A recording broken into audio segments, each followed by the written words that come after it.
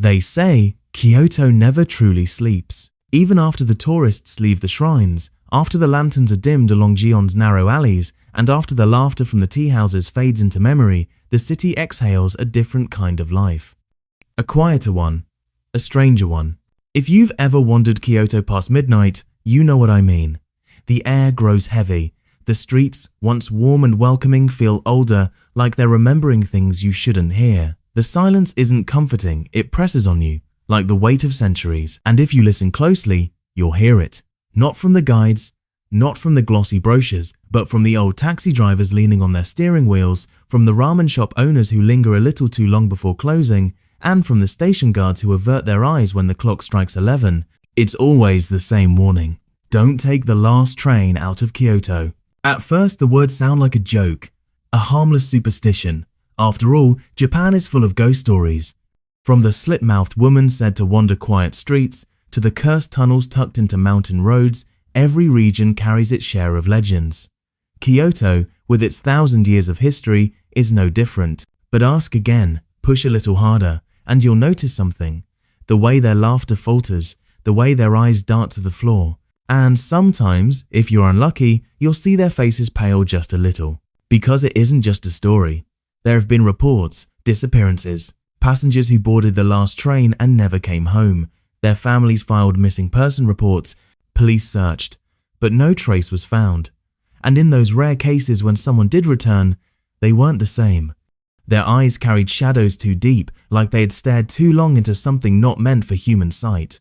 Their voices trembled, their words broken, like echoes of something they couldn't explain. And so, the warning spreads, not in books, not in newspapers, but in whispers. Passed from mouth to mouth, stitched together from survivor accounts, fragments of police records, and the folklore of Kyoto itself. Tonight, we'll dive into that legend. Not to debunk it, not to laugh at it, but to walk with you into the story behind it. A story that begins on an ordinary night, with an ordinary passenger. A man who had no reason to believe in curses or ghost stories.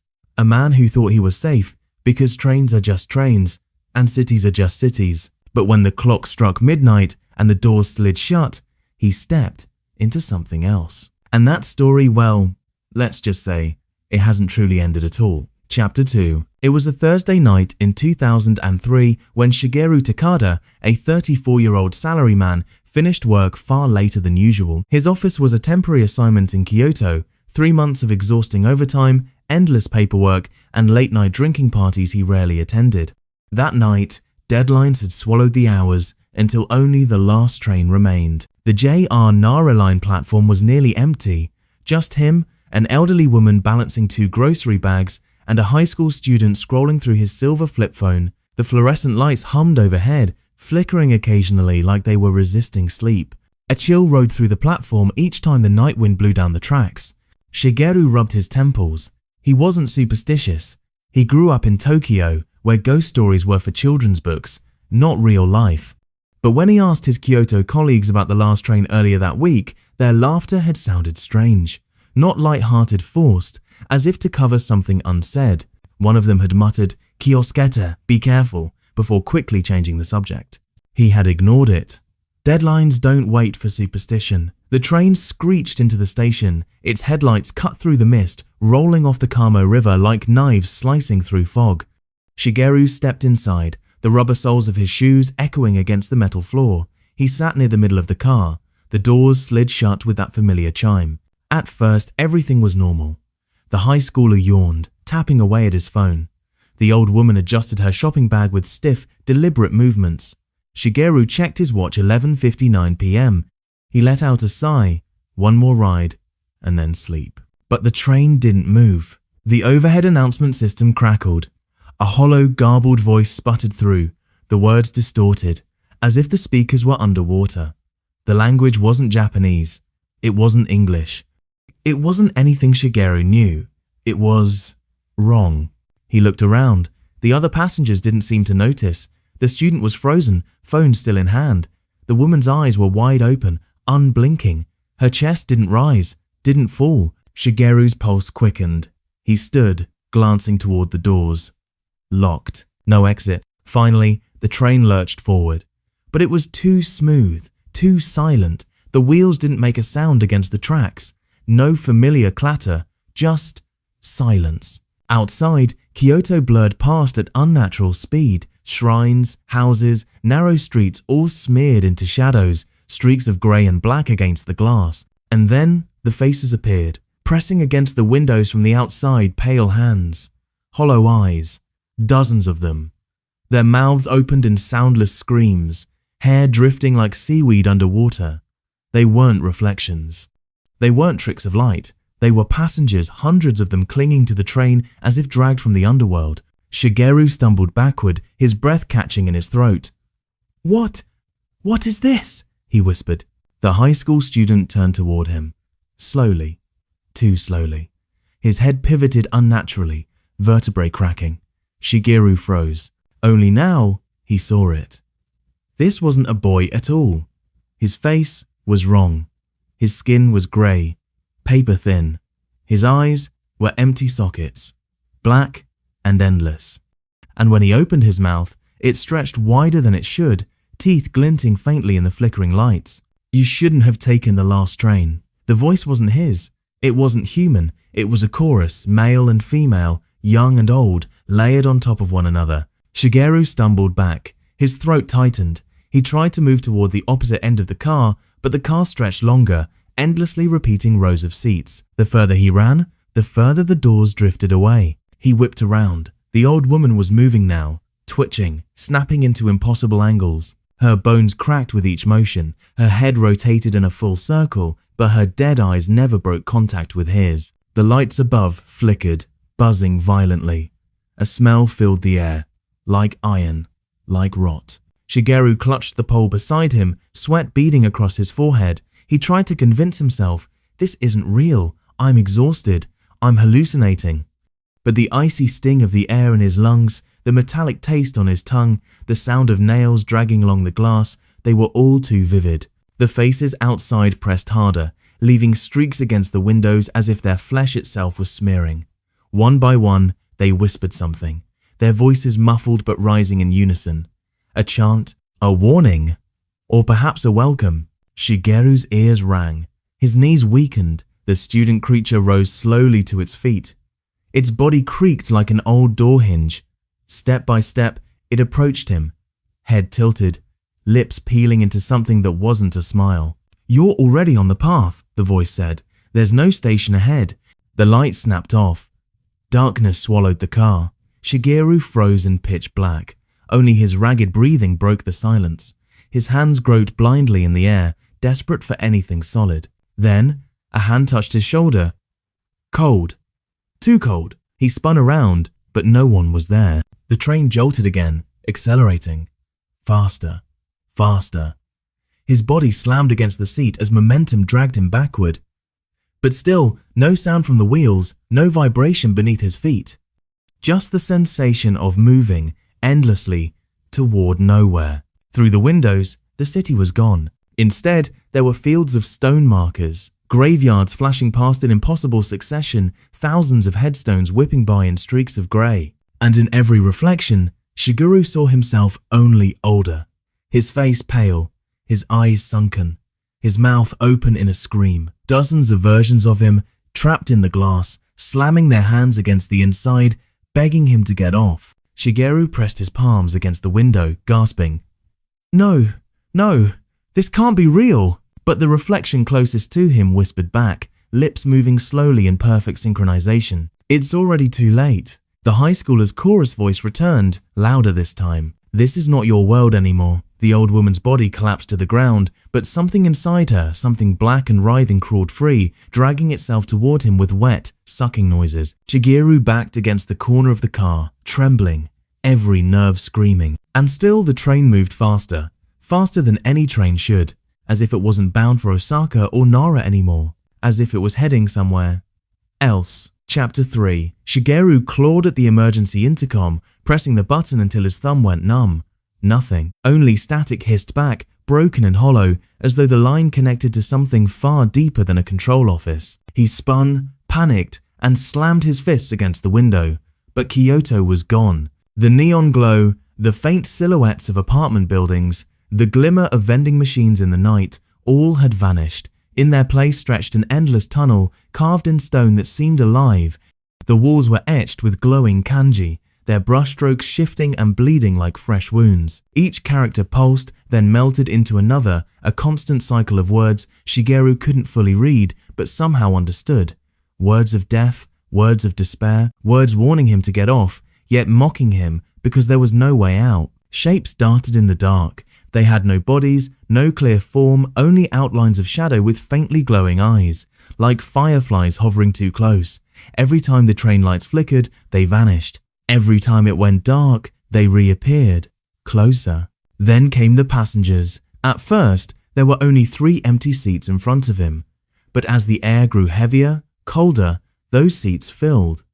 A man in flowing heian robes, hair tied back, his face pale and drawn. A soldier in Meiji-era uniform, cap tilted low, his jaw locked in silent rage. And beside them, a man who could have been Shigeru's co-worker, suit, tie, briefcase, but his skin was grey, his hands too thin, veins bulging like black wires. They didn't walk in, they materialized, flickered, faded, and then solidified, one after another, dozens of them, an entire car slowly filled with silent, lifeless riders. And as if rehearsed, they all turned their heads toward him at once. The weight of their gaze crushed the air out of Shigeru's lungs. He staggered backward, a sick heat rising in his chest. His grandmother's voice rang in his memory. "Yurei are spirits bound to this world by violent death, unable to move on." She used to warn him about Kyoto's history, how every alley, every bridge, every shrine carried the burden of centuries of sorrow. But why here? Why this train? One of the spirits leaned closer, his face inches from the glassy surface of the window. His lips barely moved. Yet Shigeru heard the words echo directly inside his skull. "This is the carriage of the forgotten. Every soul who took the last train rides forever." Shigeru's heart pounded so hard it felt like his ribs might shatter. His rational mind clung to excuses. "This is a dream. You're stressed. You're hallucinating." But the icy sting in his lungs, the thick scent of rot that clung to his tongue, the sound of fingernails dragging against metal from somewhere deep in the car, those were too vivid to be illusions. The train shrieked suddenly, brakes wailing like human screams. The entire car jolted forward, throwing Shigeru onto the floor. His knees scraped the metal. Pain shot through his body. Then the lights went out. Total darkness swallowed him. He gasped in the black void, his ears ringing. Only his ragged breathing broke the silence. Then, faintly, he heard the steady sound of dripping water. A drop, another, then another. Slow, unnatural. The lights flickered back on. Shigeru blinked and froze. He was no longer inside the train. He stood beneath the blood-red torii gates of Fushimi Inari Shrine. Endless rows stretched before him, multiplying into infinity, vanishing into the darkness. But there was no shrine at the end. No light, only more gates. The silence was suffocating. Then, movement. Shadows darted between the pillars. Darker than the night around them, they slithered like ink spreading through water. Shigeru turned his head and saw the fox statues that usually guarded the shrine. But here they wept thick, black tears that stained their stone faces. He staggered forward. 1 step, 2 steps. The ground beneath him felt soft, almost breathing. And then, without warning, he was back in the train car. He nearly vomited from the whiplash. His head spun, his stomach churned, his mind fractured with a horrifying realization. Time wasn't linear here, space wasn't fixed. The train wasn't bound by Kyoto's tracks anymore. It was slipping between places, between moments, between the living and the dead. The windows no longer showed the tunnel. Instead, visions flashed by like film reels. Samurai dragged to the banks of the Kamo River, kneeling before executioners as blades gleamed in the moonlight. Wooden houses engulfed in fire, families screaming as the flames devoured them whole. Women in white kimonos leaping from bridges, their hair floating like banners as they vanished into black waters. The drone of warplanes overhead, air raids raining fire down upon the ancient city. Kyoto's tragedies stitched into its soil, replayed endlessly on the other side of the glass. Shigeru clutched his head, trembling. He realized the truth. The last train wasn't cursed by chance. It wasn't some accident of superstition. It was designed this way. A vessel, a collector, A ferry that dragged wandering souls through the reservoir of Kyoto's restless dead, and he had boarded willingly. He wasn't just a passenger, he was prey. One of the spirits stepped forward now. A woman in a tattered kimono, her hair covering her face. Her bare feet scraped against the metal floor. When she lifted her head, her features were blurred, like wet ink smudged across paper. She reached for him with claw-like fingers. Shigeru backed away, panic flaring. But then another appeared, and another, dozens. A swarm of the forgotten dead, closing in, lips unmoving yet voices rising inside his skull, a cacophony of whispers and screams. You are ours now. You belong to the train. You belong to Kyoto's ghosts. Shigeru stumbled, falling against the door. His fingernails clawed desperately at the metal. The spirits drew closer. The air grew colder. The train roared louder. And in that moment, a single thought carved itself into his mind like a blade. He hadn't ignored the warning. He had chosen his grave. Chapter 4. Hours or maybe minutes later, the train slowed. For the first time, Shigeru heard the wheels grinding against the tracks again, a sound so ordinary, so real, it made his chest ache with relief. Ahead, the glowing sign of Kyoto Station flickered into view. Bright, familiar, normal. The doors slid open with their cheerful chime. Shigeru didn't hesitate. He bolted out, stumbling onto the familiar platform, his lungs heaving like they'd been underwater for hours. Commuters bustled past him, tourists dragging suitcases, a group of students laughing too loudly, the sound of footsteps, announcements over the speakers, the scent of fried food wafting from a nearby kiosk. Everything looked ordinary. For a moment, Shigeru thought it was over. He had escaped, but then his phone buzzed. He glanced at the screen. 3:07 a.m. He froze. The last train from Kyoto was scheduled only until midnight. After that, there were no more. None. And yet here he was, standing in a bustling station, hours after the rails should have gone silent. His heart hammered. Panic swelled. He shoved his phone back into his pocket and pushed through the crowd, desperate to reach the exit. Upstairs, he gasped as the city opened before him. Kyoto Tower glowed in the distance. Cars rolled through the streets. A taxi driver yawned, tapping his steering wheel. Everything looked normal, but something wasn't. The people weren't right. Their faces were pale, drained of color. Their movements stiff, almost mechanical, like puppets pulled on invisible strings. Their eyes empty. Too empty. Not tired. Not distracted. Just gone. One brushed against his shoulder, cold as stone. Another passed by, her lips moving like she was whispering, but no sound came out. Shigeru staggered backward. He wanted to scream, but no one looked at him. No one acknowledged him. It was as if he didn't exist. His legs carried him through the station, past shuttered shops and dim corridors. He burst into the streets, rushing down narrow alleys he remembered from his first week in Kyoto. Except they weren't the same. The signs above the izakayas flickered unnaturally, the neon letters rearranging themselves into grotesque kanji he couldn't recognize. The shadows at the corners of the alley stretched too long, too slow, lingering like they were watching him. And the reflections in the windows didn't match. In a ramen shop's glass door, his own reflection stared back but delayed, as though it was thinking before it mimicked him. In a vending machine's glossy surface, his reflection didn't move at all. It just stared, eyes wider than his own, mouth slowly curling into a smile he hadn't made. His chest tightened. Kyoto was the same city, but it wasn't his Kyoto. This was a copy, a shadow, a version of the city caught between the living and the dead. His throat ran dry as the realization gnawed at him. He hadn't escaped the train. The train had delivered him here. Slowly, trembling, he turned back toward Kyoto Station, and there it was, the last train, still sitting at the platform. Doors open, waiting. The distorted announcement echoed again, the same garbled, hollow voice that had followed him from the depths of the tunnel. Final boarding.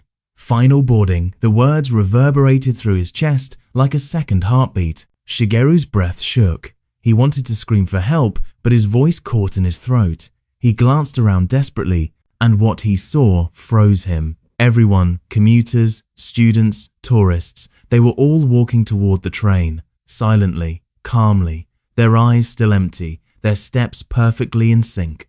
One by one, they boarded. No hesitation, no will of their own. He backed away, horror clawing at his stomach. If he stepped inside again, would he ever leave? But if he didn't, was he already trapped here? The crowd thinned until only a few stragglers remained. Each of them turned their heads toward him as they passed, though their eyes were glassy, their expressions lifeless. Still, it was enough to send chills slicing down his spine. His mind spun. Options, choices, fight, run. But where could he go? The city was no longer his.